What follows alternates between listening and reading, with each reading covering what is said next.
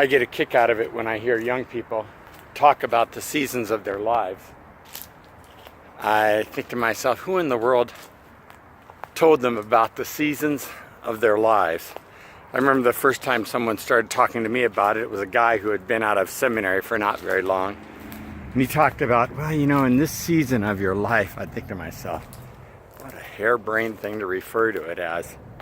Then I went to seminary, and occasionally Dean Grubbs would call me into his office at School of Theology, and he'd say, Eric, you know, you need to slow down, not push so hard at this season of your life.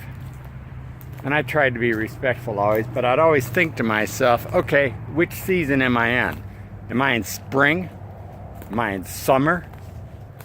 Am I in autumn? Am I in winter?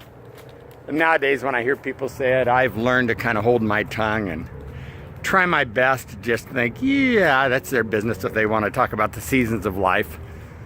I mean, I don't know how many seasons a person has. If we're like a year and we have 4 seasons, or if we're like a lifetime and so we have, I don't know, if you live to be 70, what would you have, 280 seasons?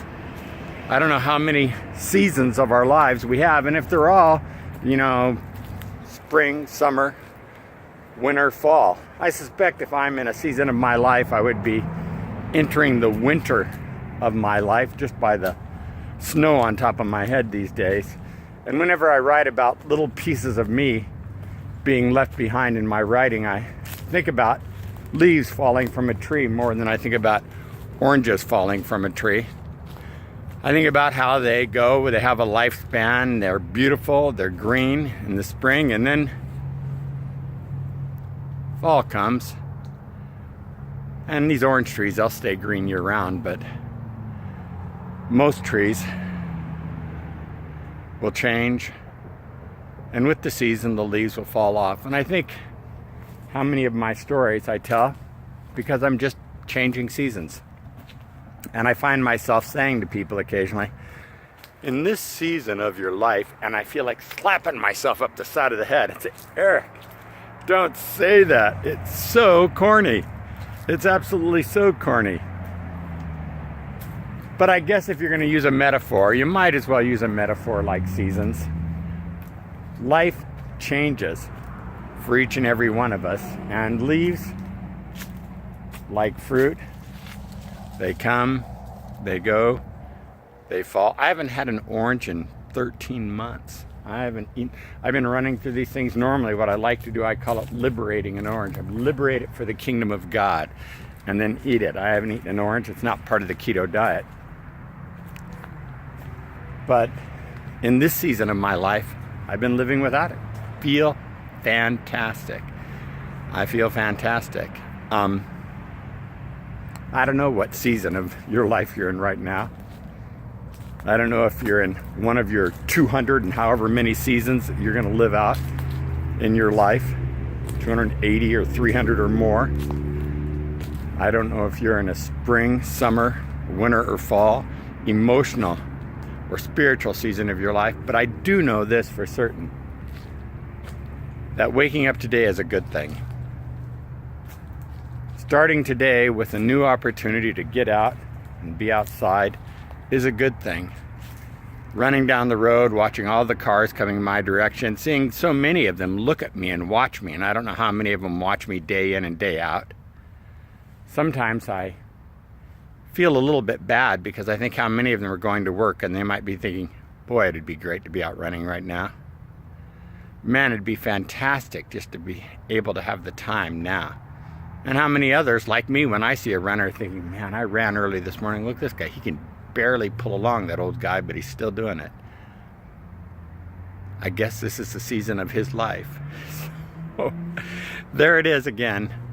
We're all in some season of our lives. I don't know what season you're in today. I hope it's seasoned with joy. I hope it's seasoned with happiness. I hope it's seasoned with healing. I hope it's seasoned with a desire for transformation and growth. I hope it's seasoned with relationships. I hope it's seasoned with love. I hope it's seasoned with sharing, so that this season of your life can be one of serving. There's never a time in our life that's a bad time to love. There's never a time in our life that's a bad time to serve. There's never a time in our life that's a bad season, regardless of how everything else is going, to get involved.